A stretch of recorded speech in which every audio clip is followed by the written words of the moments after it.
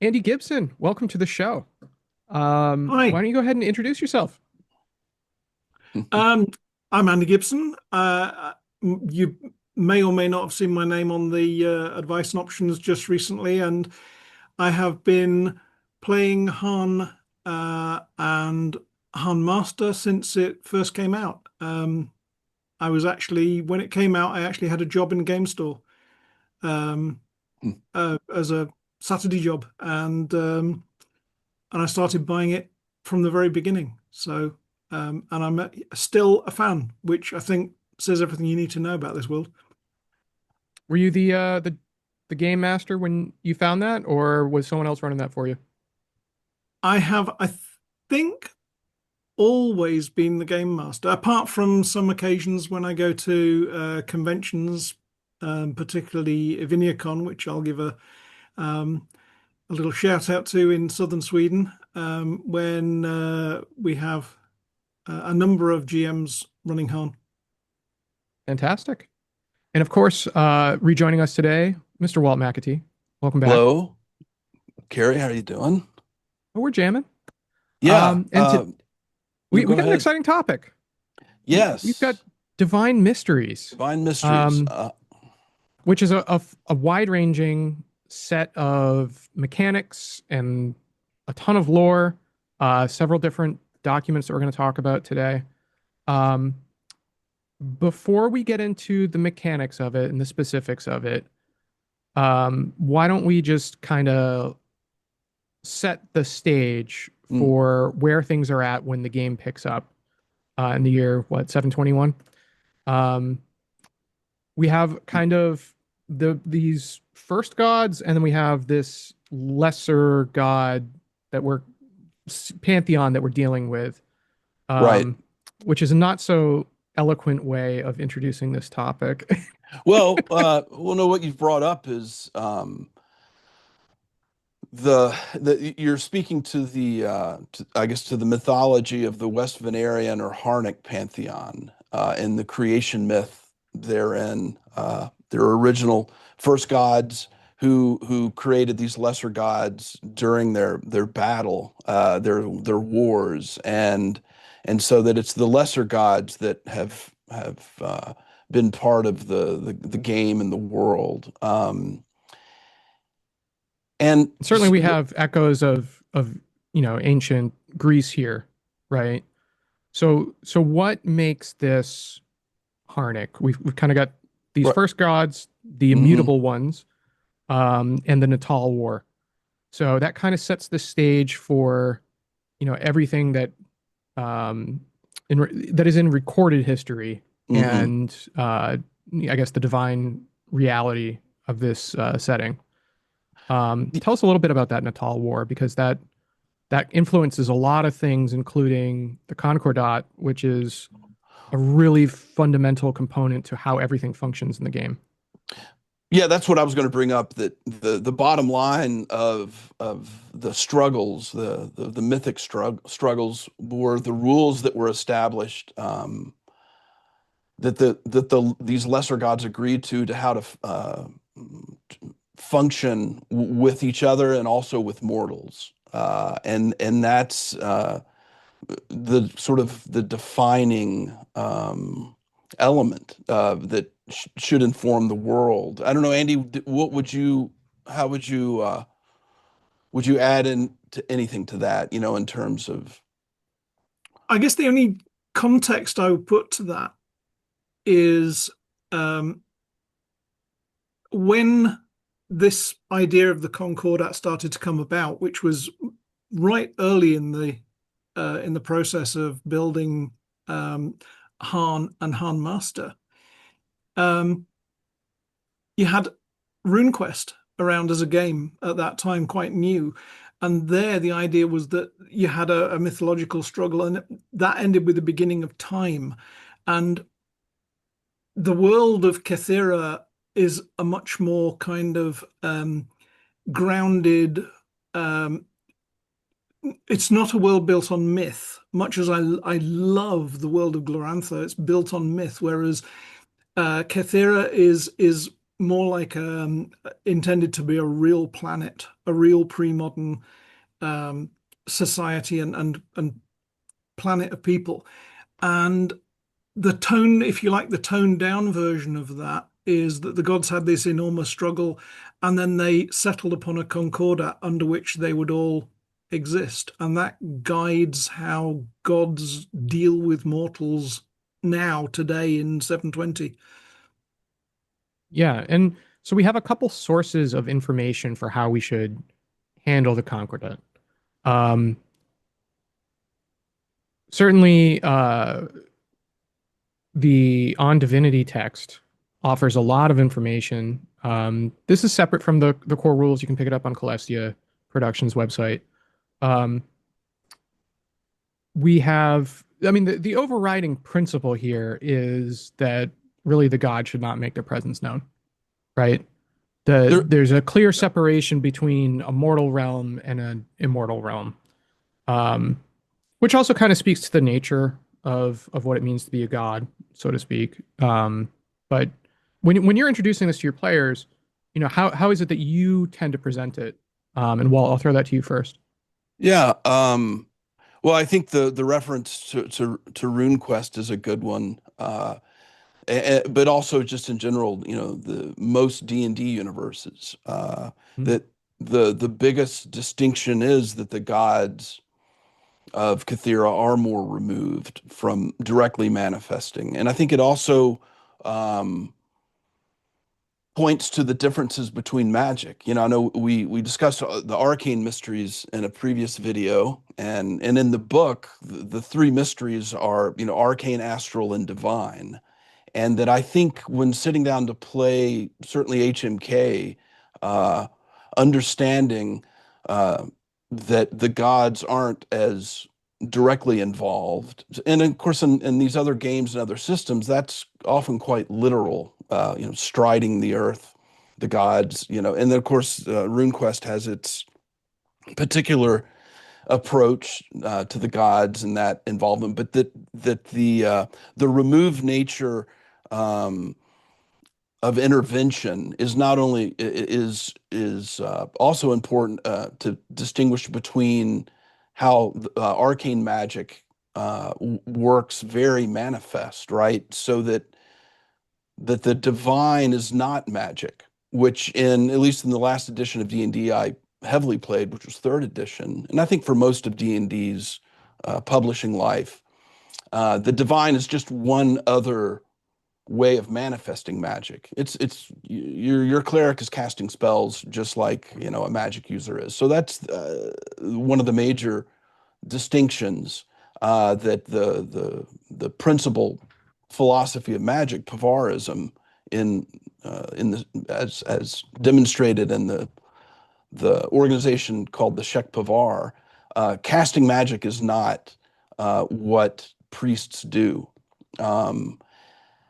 So that would be the first thing I would, you know, explain, and it is a direct result of the Concordat, which is an in-universe, if not literally in-world, but an in-universe agreement, which restricts that, or it ostensibly restricts it.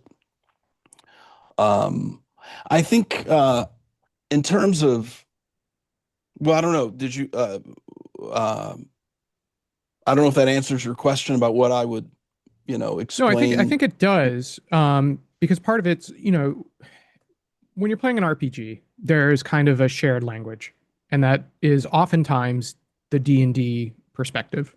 Right. And there's a clear delineation between how D&D handles divine magic versus what divinity and religion means in Harn. And I think we really need to present it as religion as an aspect of life rather than necessarily a source of power. Because as we'll talk about later on, there are plenty of ways for people to access religious life for mechanical benefits and things like that. And the way that HMK weaves that into gameplay is pretty elegant. It really does make it a component of everyday life, kind of regardless of who your character is.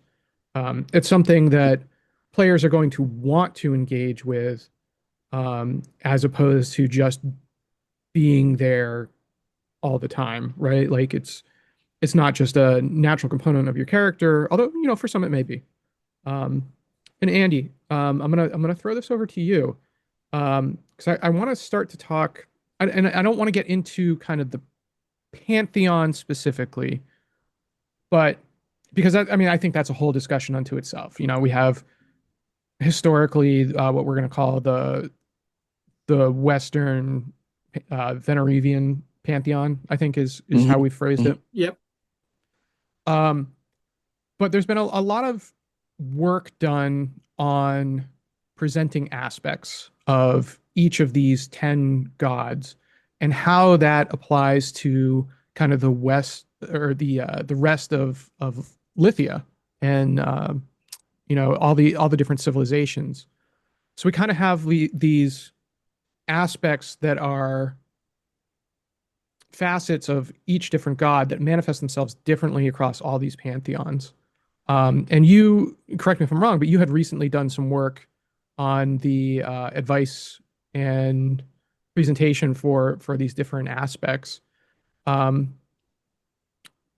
you want to speak a little bit to kind of just like the presentation of these? And we can pick out like one or two. We can go with AGR and ARA. I don't know. Do you choose to pronounce those or? Well, I mean, in a sense, those are system concepts rather than world concepts. Right. The AGR and ARA are sort of the things that kind of sit behind Agric and Larani or Varani, depending on where you are. And one of the things I was going to mention just now is I think Walt Sure. put it very well earlier. He said, rather than historically in role playing, religion has been depicted as centered around the cleric, around the character of the cleric, and then using clerical magic and this kind of stuff. What HMK does is center religion around the ceremony and the stuff that goes on in the temple. And I think that is how I present it more to players as we're starting a campaign, is about the religions that they are born and brought up a part of. They don't necessarily need to stay with it. They can change that, but they will be born and brought up as part of some sort of religion. And that is really how they experience and interact with the divine, rather than having a guy called a cleric who is part of the party and casts healing spells or whatever. And the idea of the aspects came around because right the way from early on, Robin was aware that he had a pantheon, which is opposite to Harn and the immediate area surrounding Harn. But once you go outside of that, if you're looking at a complete planet, it's not really credible to view the entire world as having ideas of chivalry and Larani, which is part of what ARA, or whatever you want to call it, is in the Harnic and West Venarian pantheon. And even Agric, AGR, is going to be different when you get to somewhere in the far east, like some sort of equivalent to Southeast Asia or China or somewhere like that.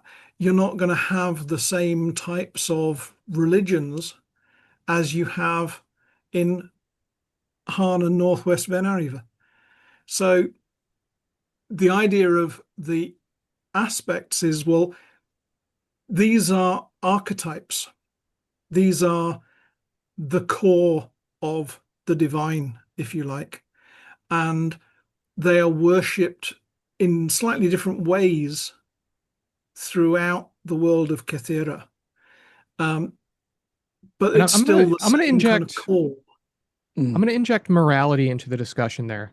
Mm. because what's so fascinating about this is that the different cultures may be worshiping the same aspect under different gods with f- pretty differing moralities.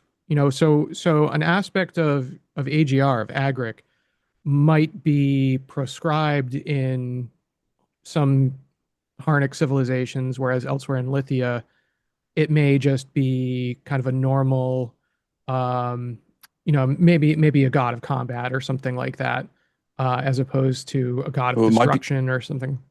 right. Well, and even on Harn, it's a state religion Hmm. in Retham. So yeah, but Everyone's in favorite other setting. places, right, right. Um, you know, uh, what I was going to say from a game design standpoint of and this will get back to this concept of aspects. How did we get to that? Um, when I my experience with the world of Harn, well, HarnMaster in the world of Harn was primarily initially through the system. The system is what I responded positively to first. Uh, there were four boxes that immediately were checked off for me. That includes part of the world, but the first one was the skill system. And this the no classes, skill based. Of course, RuneQuest started that, and HarnMaster is indebted to that. The second box, but I liked that immediately. The second thing that I loved about it was the injury system, which is nearly completely unique in the RPG universe. Maybe not entirely, but you have injuries instead of hit points. You have hit locations, but the hit locations don't have hit points, as in RuneQuest. It's entirely injury based, minor, serious, grievous. So that was the second box that I found attractive. The third is essentially the world most manifest in Crosby's map of Harn. The style of it, its realism, and also the feudal realism, sort of quasi 13th, 14th century analog, spoke to me. And again, in contrast to the most D&D worlds, and even with RuneQuest. So the third box that was checked was that realism. The fourth was the magic system. The idea of making a skill check to cast a spell, not unique to Tarn Master, but it melded well. In my mind, the crucial part of the spell casting is the critical failure roll in Hmm. the spell misfire. So the fifth box that was never checked for me was the religion, was how, and this dates back to the first editions of the game. There was always, it was the one of the five that I always felt didn't quite live up to the world itself. And we sort of started the discussion today on why that was. And it is in contrast to the D&D experience, where religion is through the one cleric character. Usually the cleric characters are the only ones that have religion. I mean, I know that's probably changed over the years and with the development of role playing, but for essentially there's this one character who can cast magic that heals you regardless of what your religion is. So, um, and it felt like the original publication on Harnic religion, Gods of Harn, it came out actually before the game system. But for my part, the game system, when it did come out, seemed to revert to more the spell casting approach. And so that's why that fifth box was never checked for me. And that it needed to reflect the world regardless of game balance, right? Regardless of whether casting magic is more powerful or this, or it doesn't matter. And so I think the religion, the system of the religion needed to reflect that third box, which was what I was describing as the quasi-European feudal realistic bent description of the world. It seemed like that the game mechanics of the religion did not reflect that. So that was my general approach sitting down to HMK. Now, the second important element in terms of publishing was the 2010 publication Venarive, written by Jeremy Baker, influenced by, in consort with Robin Crosby before he passed in 2008. But Jeremy um, took this concept of aspects that you referenced, first mentioned, I think first mentioned in On Divinity, which was around 2000. 2003 was its latest publishing date. So how do we explain, how do we make a game without having to have 100 different religions, you know? So it was really a publishing imperative from how Jeremy explains, you know, in some ways.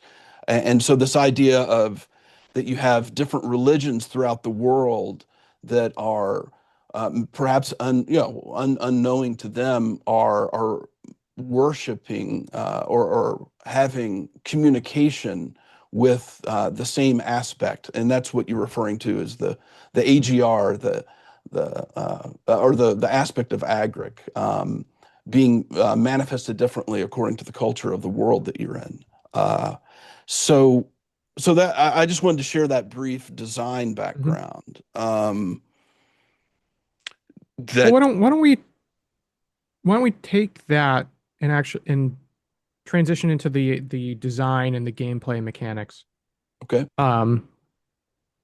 Because the first interactions between the player and this aspect of the system begins during character creation. Mhm. There's a couple different places where that comes into play.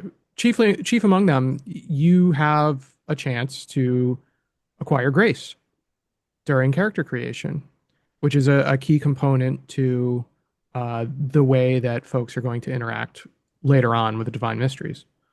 Why don't we talk about the concept of grace? I don't know if Andy wants to take this or if you want to take this, Walt. No, But yeah. No, go ahead. It's always been in the game, divine intervention, you know, the idea of Yeah. miracles. Yeah, I right mean- from the first HarnMaster, I guess, well, I don't think I know that the original Harn came out of a D&D game, which Robin was running, at least when he was at university and thereafter. And the one sort of big departure, if you like, that came in the very earliest versions of HarnMaster was there was much more stress on divine intervention and what you could do to spend piety, as it was at that time, to get divine intervention. And then I think you can draw a direct line from that through to expanding that into the idea of grace and eliding eventually doing away with the more clerical spell type invocations that were standard at the time when this was originally put together, but never really, probably in retrospect, because we've been happily running with these invocations for decades, but in retrospect, they never jibed quite perfectly with the way that religion was originally seen in Robin's world. There's another So- aspect that we come away from character creation with. Mhm. That's morality, which factors in pretty heavily to every pantheon, every god, every aspect kind of has a morality range. So, you know, we're going to be somewhere between 1 and 20 on the scale. Or higher. One is 22, actually. One is Yeah. 22? Oh, Yeah, if you My look bad. at CM in the West Venarivian pantheon, that actually goes up to 22.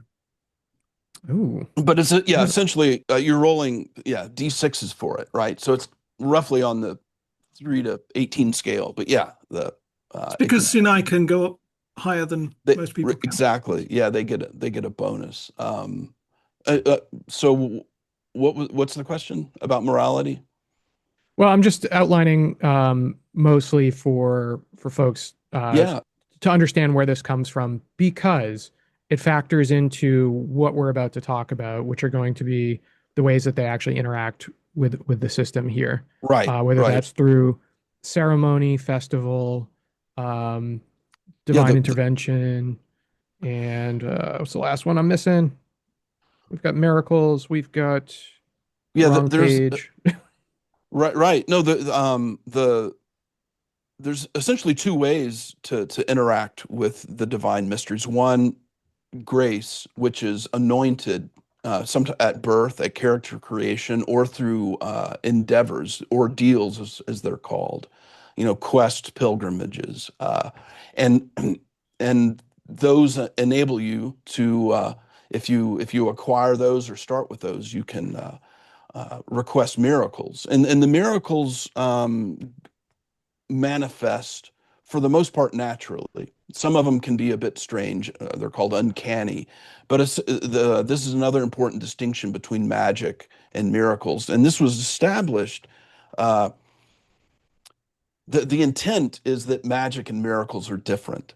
And so when you cast a spell, the spellcaster has complete control over the outcome. This is integral to the form and principle approach to the spellcasting. The magician, the wizard, the mage spends years perfecting this skill. And so they can very precisely, it doesn't always come out exactly the way they want it, but if they want to cast a fireball, that's what happens. With miracles, the requester does not have control over how the miracle manifests. And in fact, going back to this concordant, it will more than likely appear mundane, perhaps just good luck, right? Now, any character can acquire grace in that sense. It's not the aegis of only the priest characters, but the second way is through the ritual skill, and priest characters will have a higher ritual skill.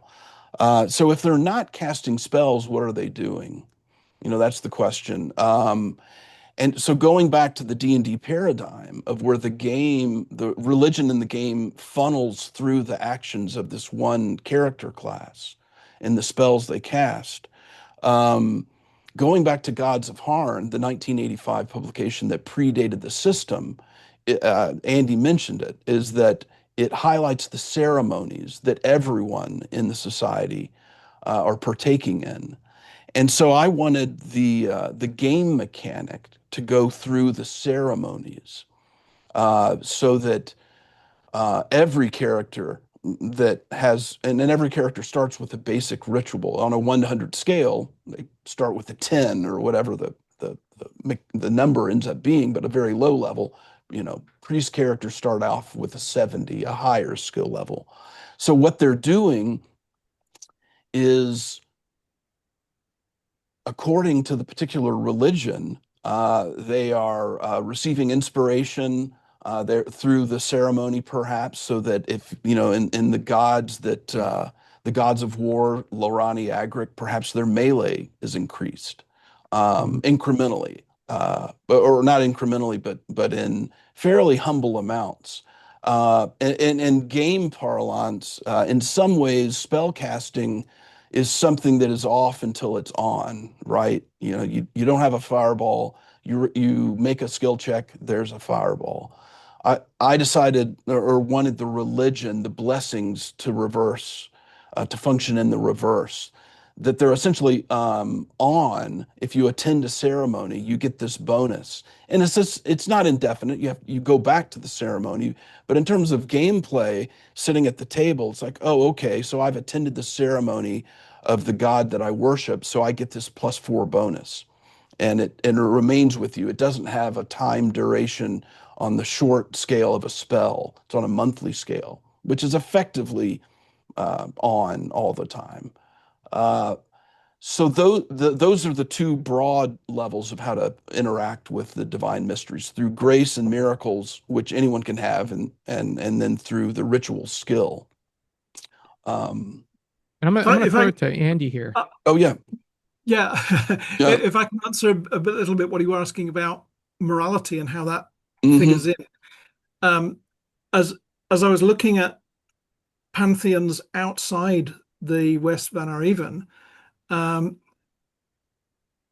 moralities relate really to the religions rather than to the gods. But having said that, each god does have a kind of character.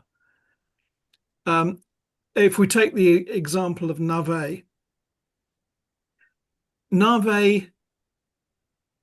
in the place where he originates in Dalkesh, is actually quite a neutral character. And you can see this if you look in the HMK rules. There's a table with all of the aspects of the gods, with the spheres and areas that they, if you like, a matrix of keywords about what those gods, what is their domain, if you like. And those give a guide to where the morality might go. And in Dalkesh, Nave is all about willpower, discipline, and is in that sense morally actually quite neutral. Whereas when you go outside of that area, it tends to be a suppressed religion. And because it's suppressed, what you find is that the morality slips down the scale, and the worshippers and the priests become a lot less picky about how they get things done, because that's the way their morality has been driven. Now,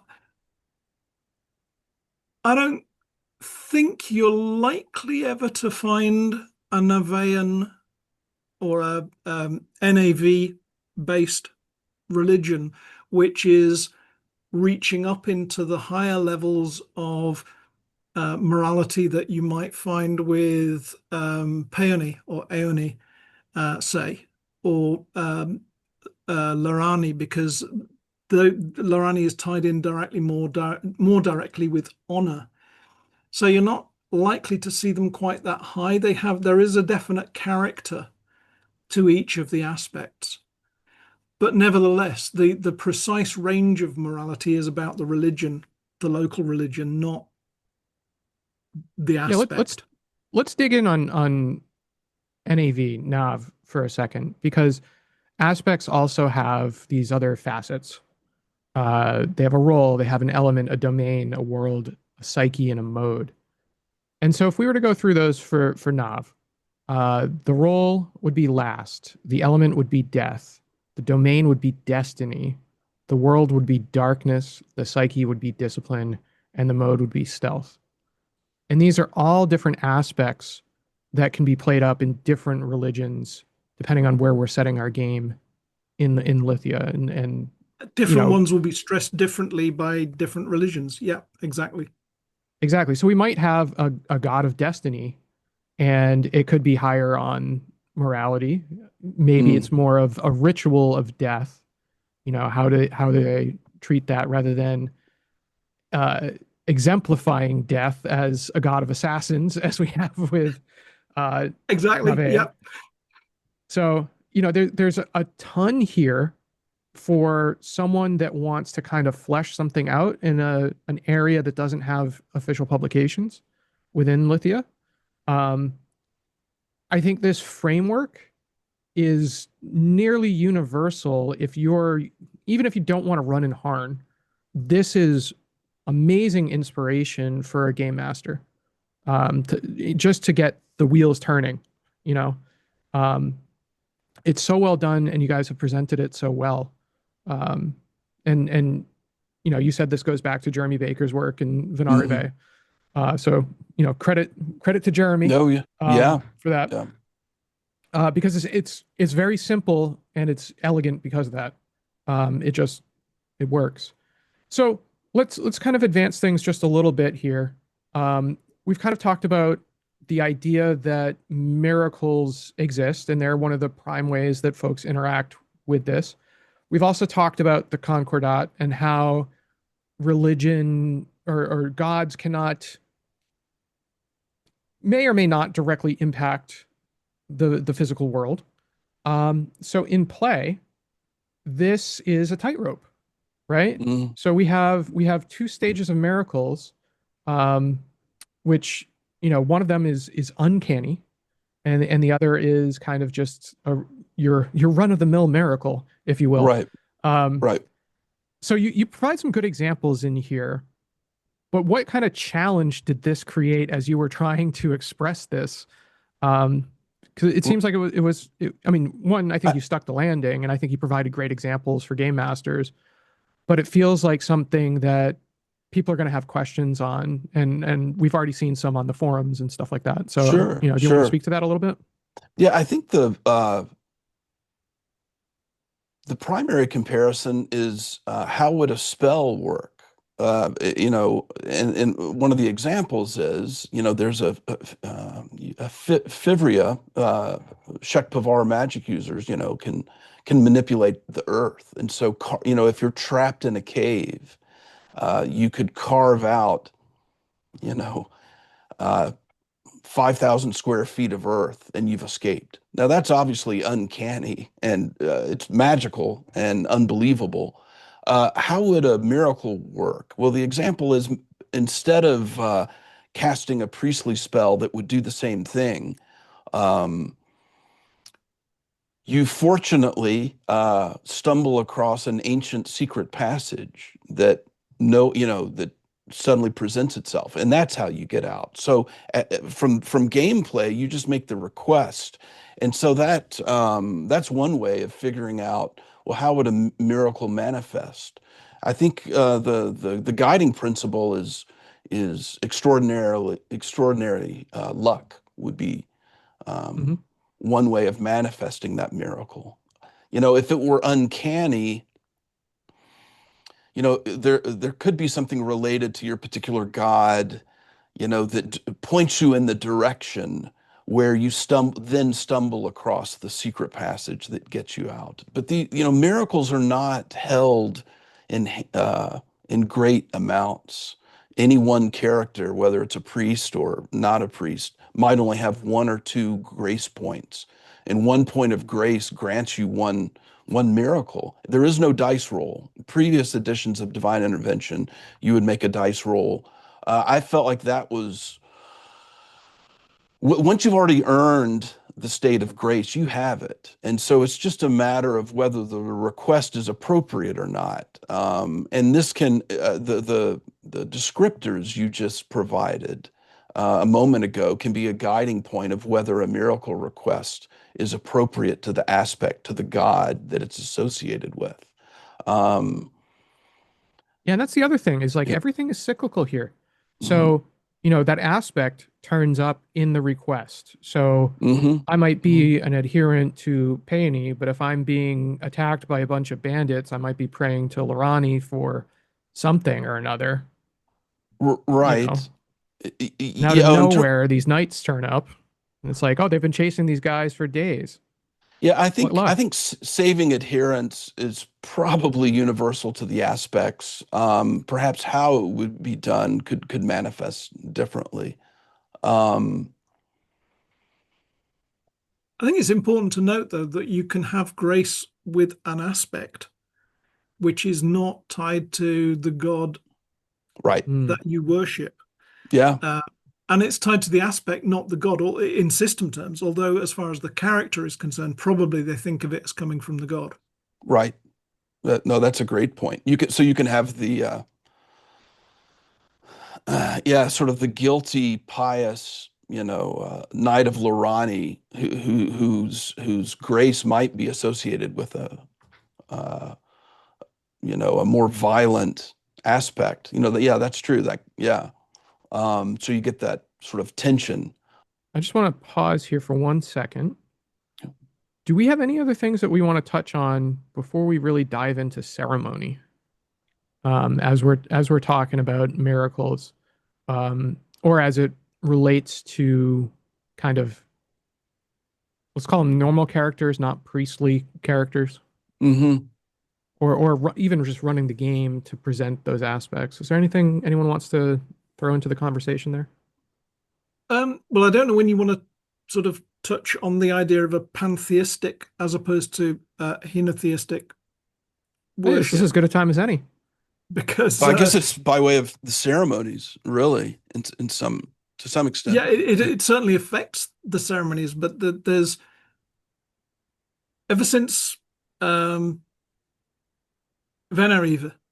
there has been, in fact, earlier than that, actually, going back to the older stuff that was produced way back, there's been this idea that in the Eastern Venarivian Sea, there's a lot more pantheistic worship. People worship multiple gods. And Walt was talking earlier about moving the divine mysteries, the religious system, away from the sort of D&D roots, if you like, and into something which is more like a real world religion.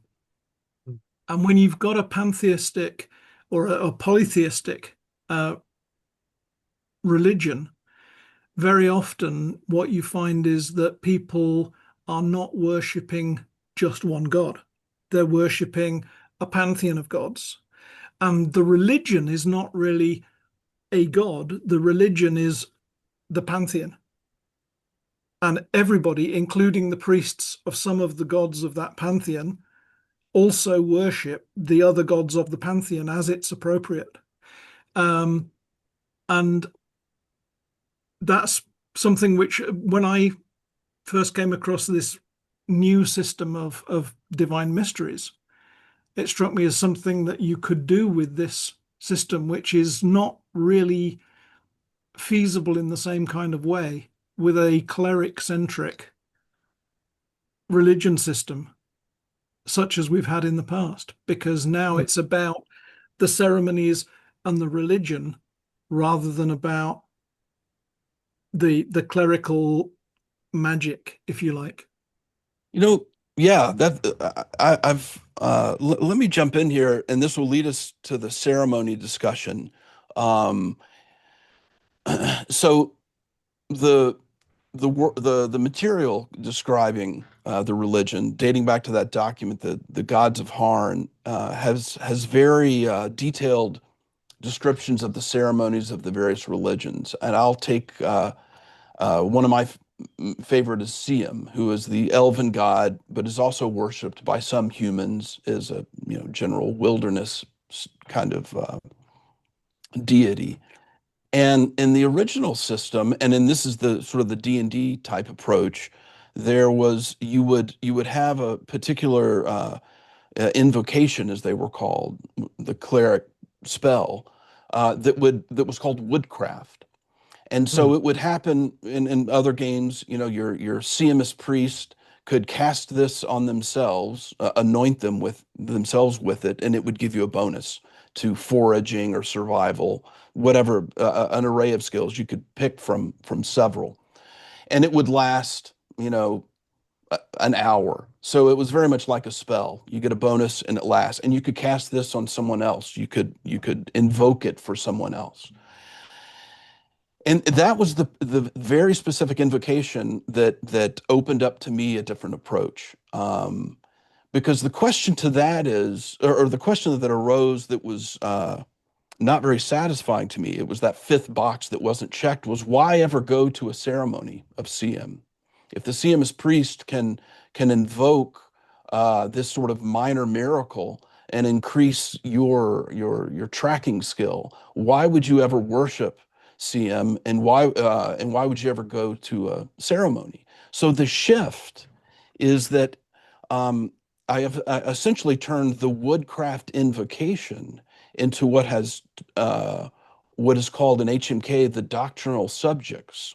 So the religion of CM focuses on those skills: survival, tracking, awareness, stealth. These associated with elven foresters. So the way it functions in the game is you attend the requisite ceremonies, which now I've chosen a very solitary individualist religion where most of the worship is done alone, or they don't quite have the same their holy grounds don't manifest as a temple necessarily. It can be a glade, right? This sort of thing. But anyway, as a character, whether you're a priest or not, you attend the particular ceremony of CM. And by doing that, you receive a bonus that in a particular subject. And as a player, and I suppose as the character in the world, but it's mostly a player choice, you select one of these skills, perhaps survival.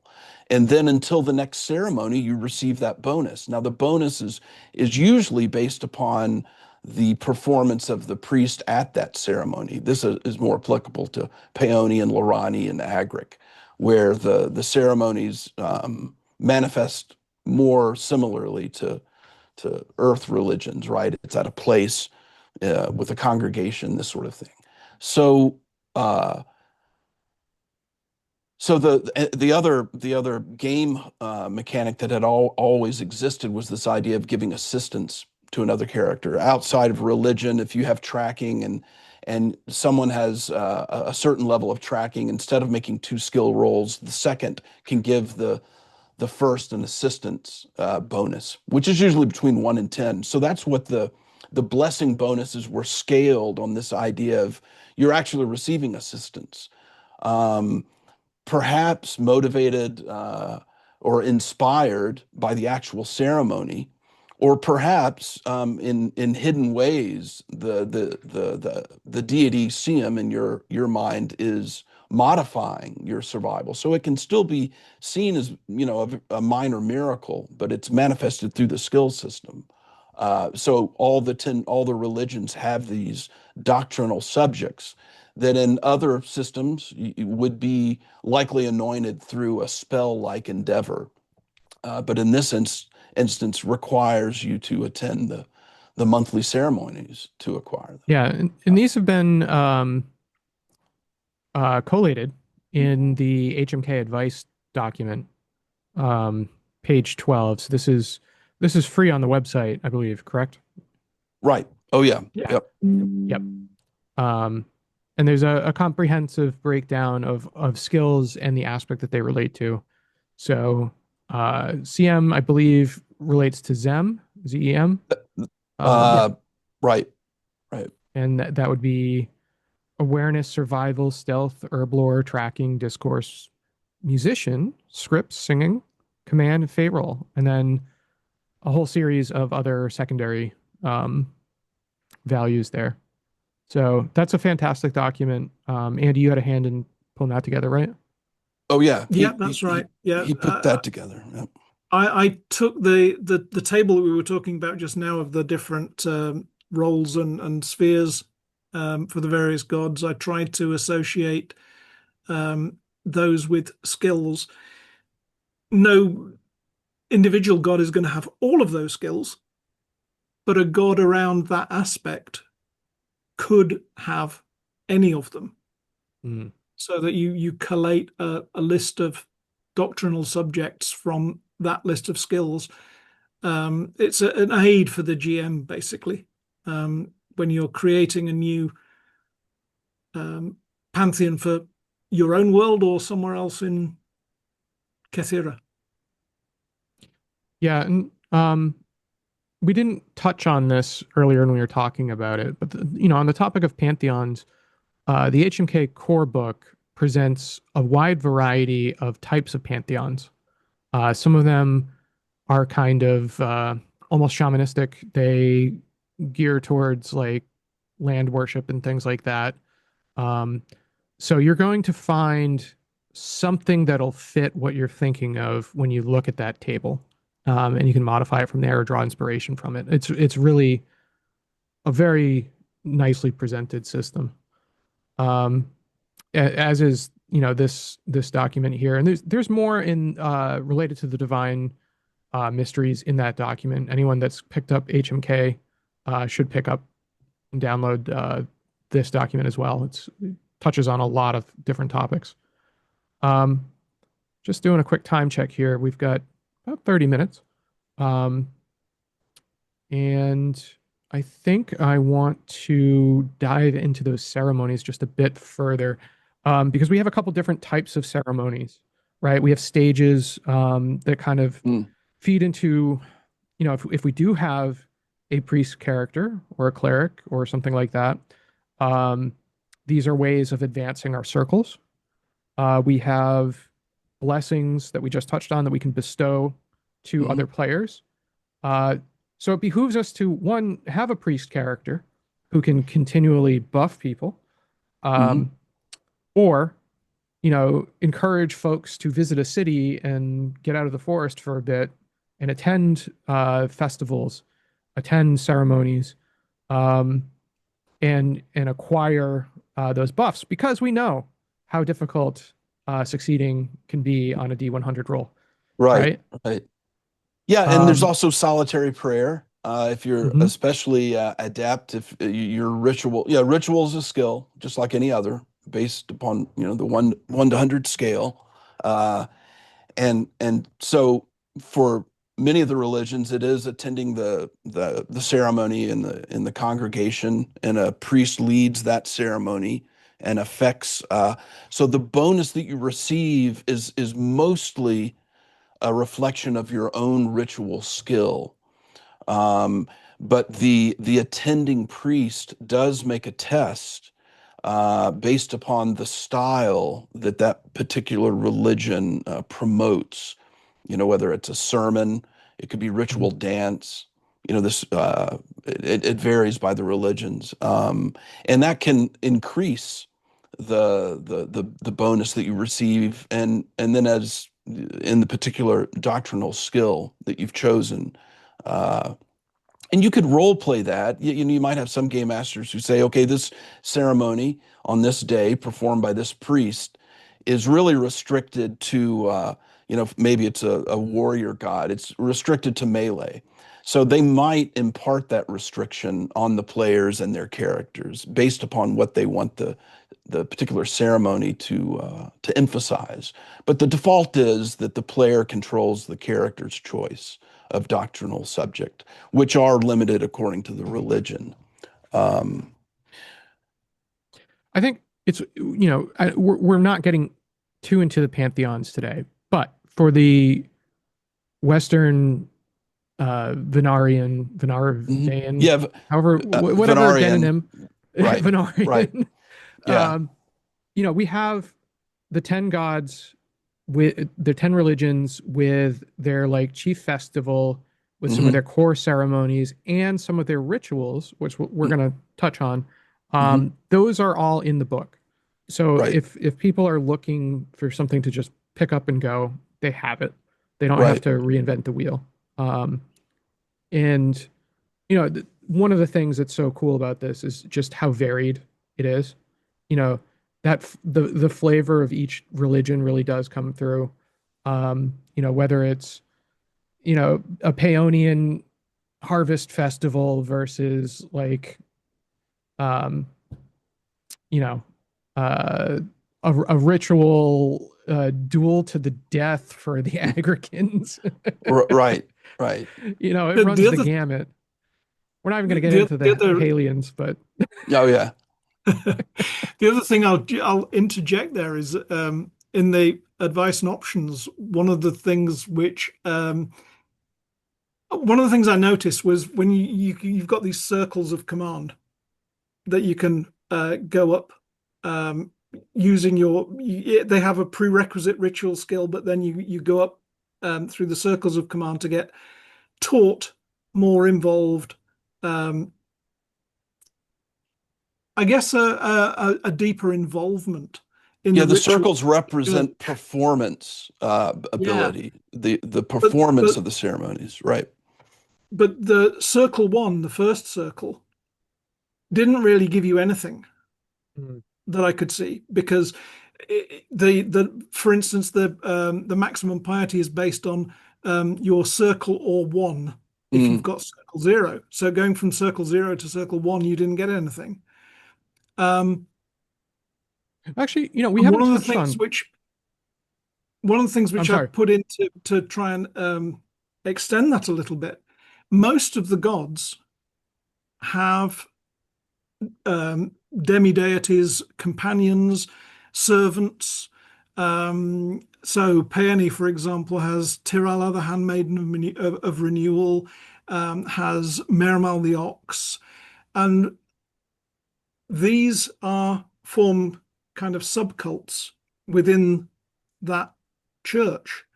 So an option that I added in that advice and options is, well, if you say at circle 1, you can join one of these subcults, and that will add an extra option onto the doctrinal subjects that you can access based on that particular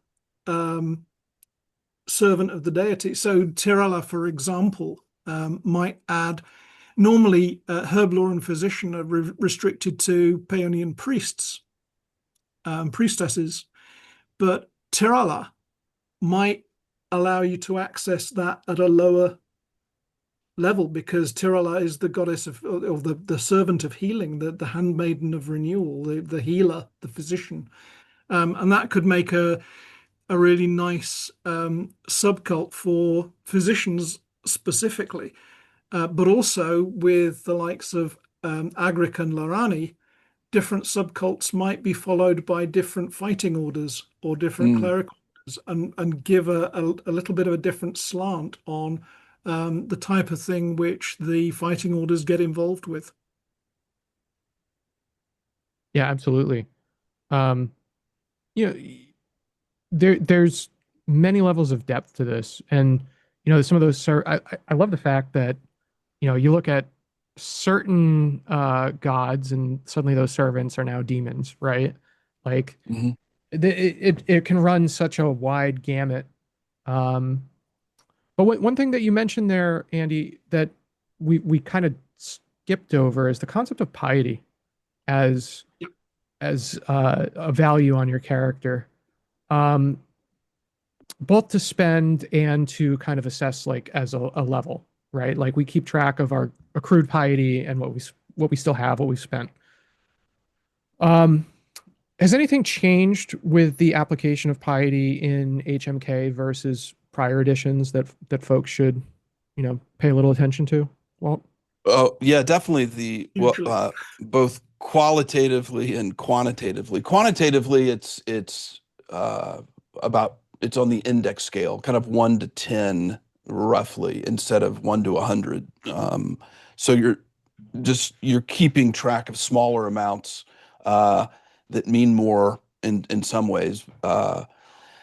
Priest characters can expend piety, 1 point of piety for what are called devotions, exorcism, and special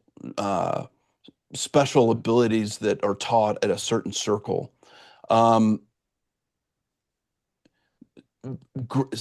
Since grace has changed to essentially you either are in a state of grace with grace points and can therefore request miracles or not. There is no dice roll. You used to spend piety points to increase your chances of receiving a miracle. But in this system, having just a point of grace means you can request a miracle, which will be granted if it's appropriate, to the aspect, to the religion, what you're requesting. So in that sense, you're not keeping track of piety in the same way you did in previous editions. Excellent. It's most important. It most importantly tells you how many of these subjects, doctrinal subjects, you can study or receive a blessing for. The other thing as a non-priest, Walt said priests and clergy in general, because it's the level actually below priests, circle 2 and above, can pass on part of their blessings from the ceremony to other people, other followers in particular, but not limited to followers. It could be anybody. Right. But if they're passing it on to a follower, they can decide that the piety expenditure, which is necessary for this, comes from the follower, not from them. So as a follower of a religion, you actually don't have a huge amount to spend piety on yourself that you can do yourself. But if you go along to your local friendly cleric, by which I mean a member of the clergy in general, um, you can get them to bless you, and it can be your piety that is expended rather than their own. Right. Oh yeah. Yep. Yeah. And So those bonuses are quite neat in system terms because they stack with the one that you get from the ceremony. So Right. yeah, it pays to know people, in other yeah, words. Um, so yeah, so that I mean, if I'm a member of the laity, if I'm just a regular character and not a Hmm. priest, I might, in certain circumstances, make it through to circle two, right? Like that's probably the maximum I could ever possibly Well, get through. in most religions, if you're not in the clergy, you never have a circle rank. Your circles, it's zero. That circle one implies membership in the clergy. Now Oh, the okay. Emily of Amelrene are different. The tribal folk of Amelrene are an exception to that. So, but in the 10 religions of Harn, uh, by definition, having a circle means you're part of the clergy. Okay.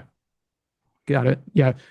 So you probably look at that if in a medieval sense though, because for instance, in medieval um, Europe, all students were by definition members of the clergy.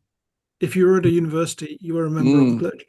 So mm, it spreads its net quite wide in that sense. But yeah, it is nevertheless true. You are a member of the clergy if you have any circle at all. yeah, because they were all schools of divinity. Um, okay. I'm sorry, I'm just double checking the book because we've got about 15 minutes left. Um, we do have ordeals to speak to. hmm Um, so this is something that you undertake with the intent um, of it being somewhat of a religious experience, right? We wouldn't consider just any quest to be an ordeal, Right. right? Yeah, I think for the most part that's correct. Yeah, there is this idea of perhaps you have gained the attention of a particular god through your actions. You might not have set out to perform those actions to get their attention, but you've gotten it. You know, one of the examples is sort of a bloodthirsty outburst on a battlefield.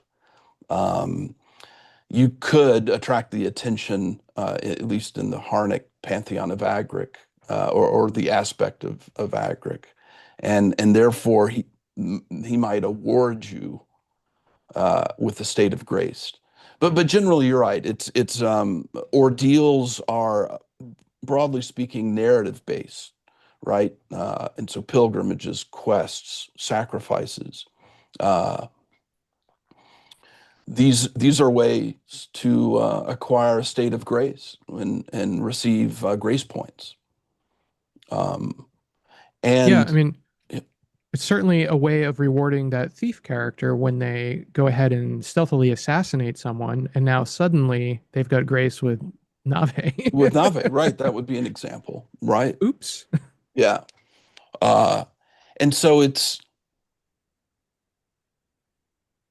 ripe for, campaign construction. If you have, characters embarking on a quest, if now, not obviously not all quests are religious in nature, but that's how in game you acquire grace points is through particular actions, and the game master can rank them according to how intense or how difficult they are, and that increases your chance of receiving grace points. But ultimately, um, acquiring grace is not necessarily something you can control. Ultimately, like improvement of a skill, it requires certain actions, but ultimately it's a dice roll to see if the aspect has recognized those actions. Mm. And the divine intervention, of course, dates back to first edition D&D, this idea of and in some ways, if you're talking about game balance of the divine mysteries and the arcane mysteries, this in some ways this could be viewed as maybe the single most powerful game ability. Because the way I run it in my games is the player whose character is expending a point of grace to request a miracle and receive it, for the most part, becomes the game master for a moment. Like what is, you're really controlling the narrative. The classic example given in almost all editions is, saving you and your friends on a battlefield that is going against you. And so it's quite a narrative.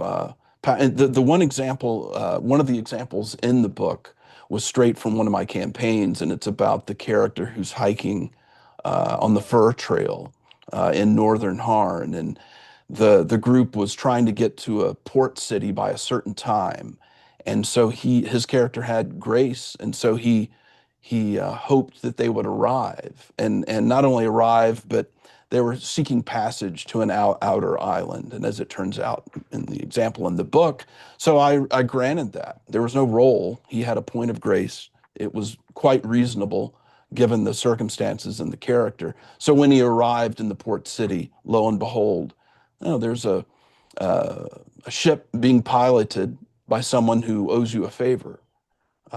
And so it was that player sort of taking control of the narrative. And so it is quite powerful. Impactful, I should say. Not necessarily powerful, but impactful. Yeah. I mean, is there something you feel as a game master that is indicative that you're going off the rails, or should there be any rails here? Is it, I mean, In should terms of people what be you request? acquiring 4 or 5 grace points throughout the course of, 3 months of play, or just kind of like Right. what's your sense on that? Well, I would say after character generation, they're fairly hard to come by, right? It's a And tough role. so, and the game master can somewhat control that avenue, right? Whether there are even quests available to undertake. So I don't think there's much danger in acquiring too many and then there are certain restrictions in this in terms of miracle requests, and this dates or is connected to the concordant among the gods in universe. There are restrictions, smiting followers of other god deities aspects is denied as a request. Although that doesn't mean death doesn't happen. The battlefield example. If you've asked for a miracle to be saved on a battlefield, it might mean that the opponents strangely start rolling failures, and so therefore are injured, and you're able to survive the battles. But yeah, I don't think there's that much of a risk of acquiring too many points. Okay. I'm gonna throw it to Um, Andy. uh, Andy, do you have any sage wisdom for running this at the table? Uh, Whether it's, lessons learned since HMK has come out, or any way that you have chosen to interact with these aspects of the game system. Feel free to share anything that you'd like to. My in-game experience of them so far is fairly limited, but I like a lot that they incentivize characters to do things for spiritual reasons, because that is kind of the basis, even beyond the sort of prearranged pilgrimages and quests. A point of grace we've had acquired actually in game so far was because of the discovery that the site that was being investigated, in fact, had an old and ruined Agrican temple Mm. And actually had the priest of that temple buried when the place was hit by an earth tremor, and his ghost was hanging around and Hmm. had succeeded in swaying people's emotions a bit, but not a lot more than that. But one of the characters decided to they had to follow this up and went to great lengths to excavate this dead priest and give him an appropriate Agrican burial, for which he got a roll on the table to acquire grace. And that kind of action is really incentivized. And if you do follow up that kind of thing to a great extent, I don't really have a problem with it in terms of balance. I'm more, well, recently, one of my great guiding lights in play is the idea of play to find out what happens. Hmm. And that includes the GM. Just go Right. with what actually occurs. And the fact that if you acquire a lot of grace over your playing lifetime as a character, that character can actually become a saint, Hmm. because it Yeah. links into the formation of relics. Mm. So the acquisition of grace is linked to um, relics arising when a character dies, which just is another layer of cool um, depth to the religious system. Absolutely. Yeah.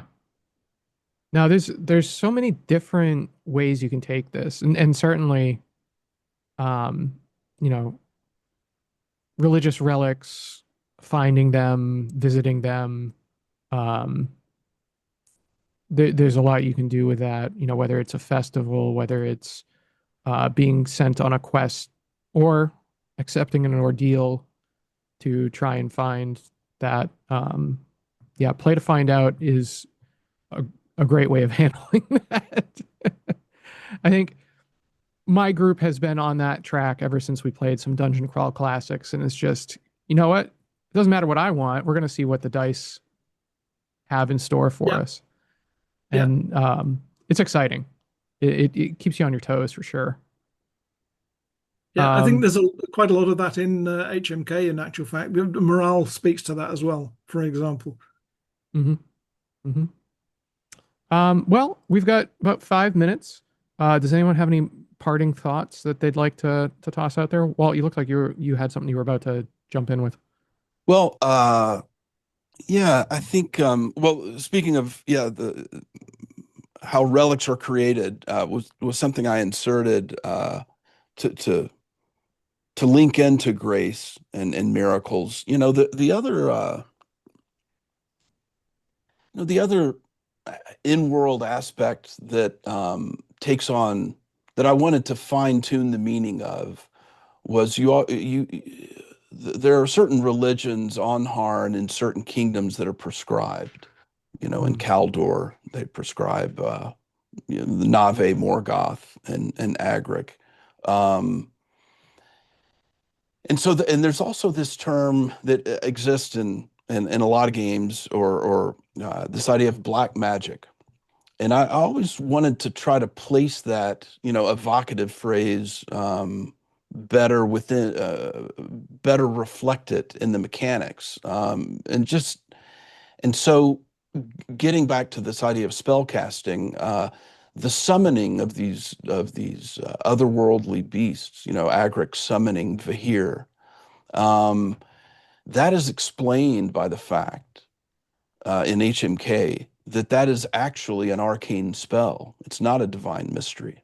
Now, the ability to do that, to cast that summoning spell, is eminently related to the religious system of Agric and the circles of power and who has access to that knowledge.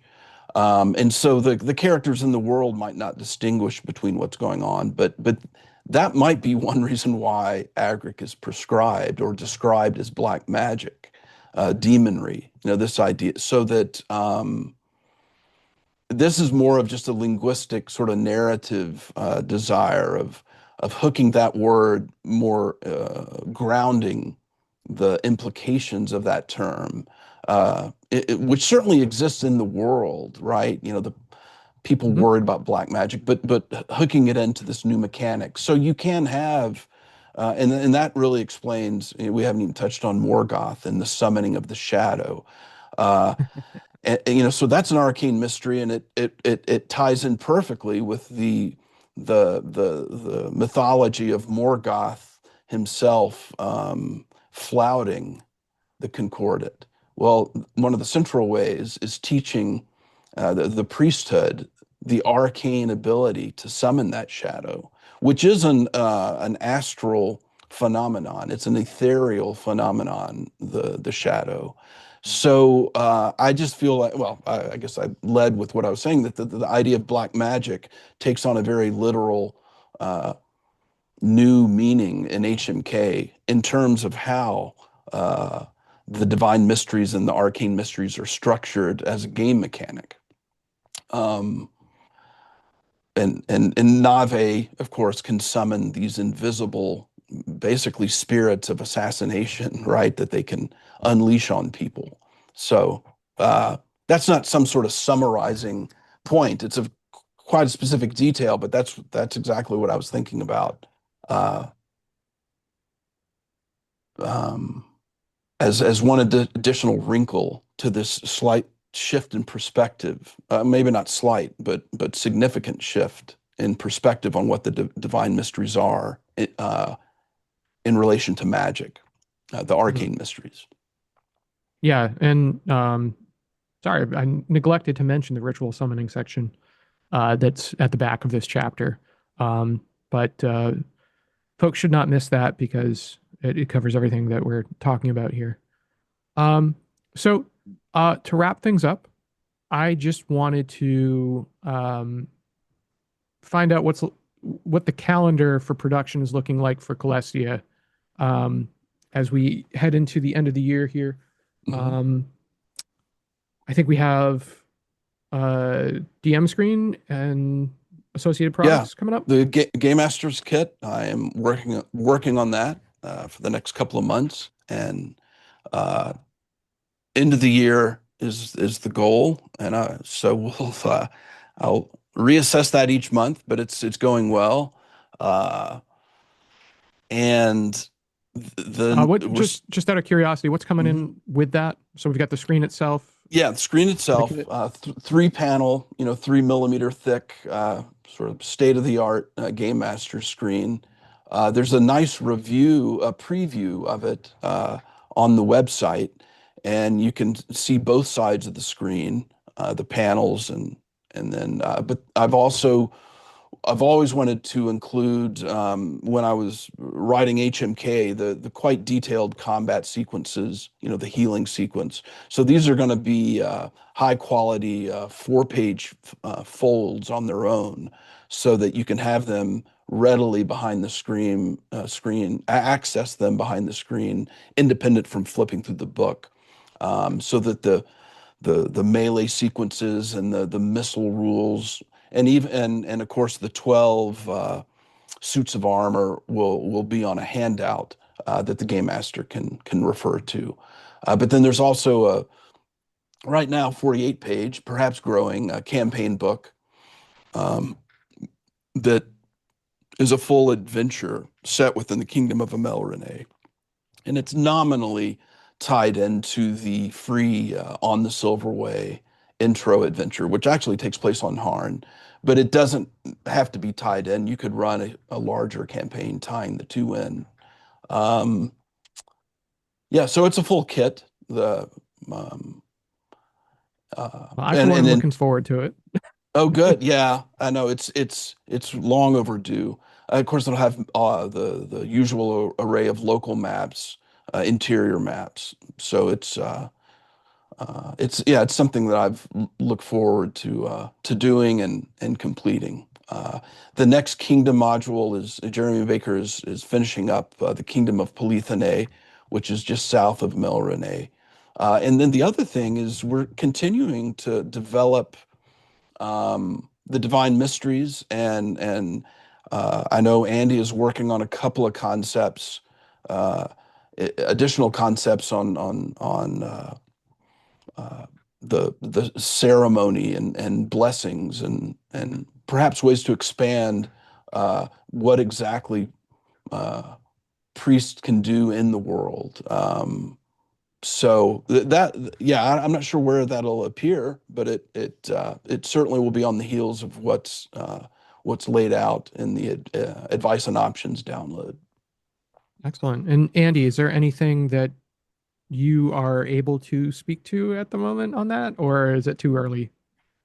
Well, what Walt was talking about is a range of things, but most particularly things like blessing a particular endeavor.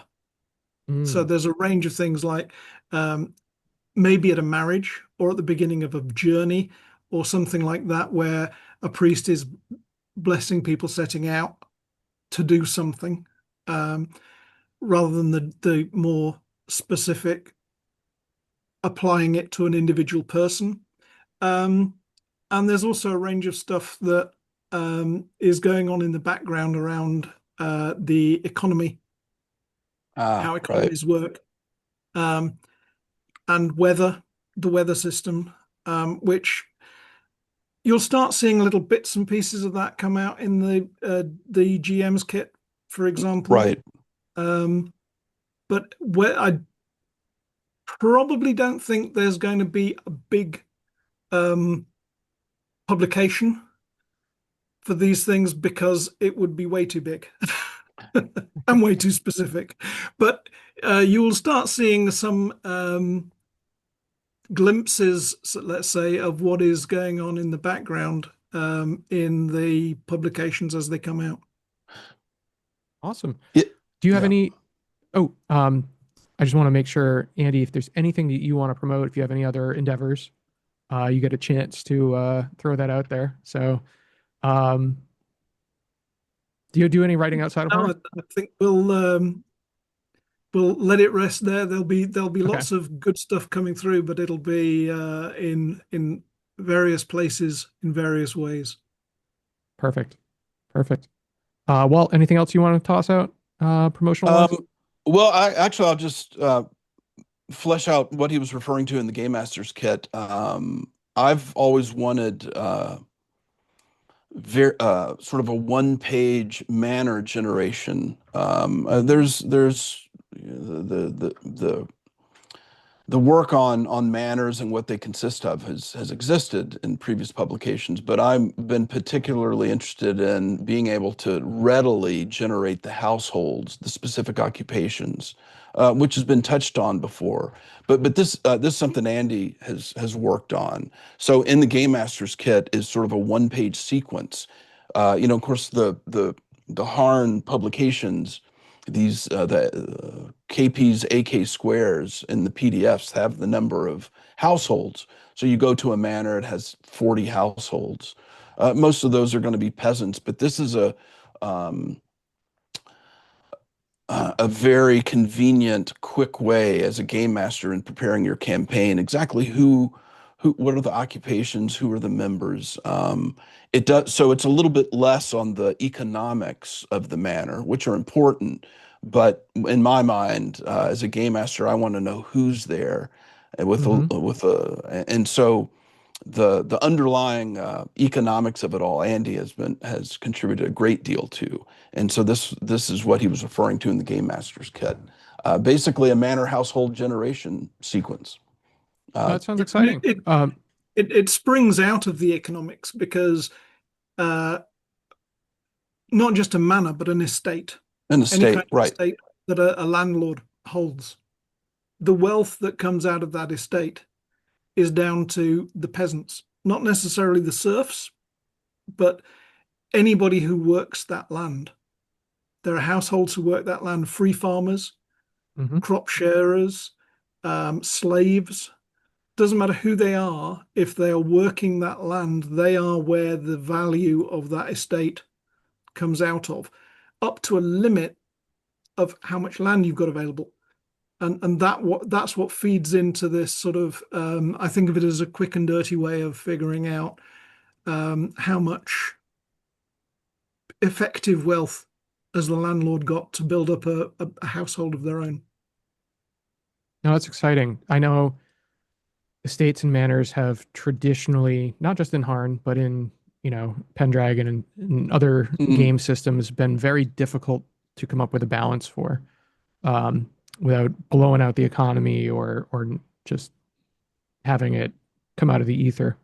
That is a tough task to take on. So I'll be very interested to see what that looks like, and hopefully we can chat about it once we get to a point where either that's starting to hit virtual bookshelves, or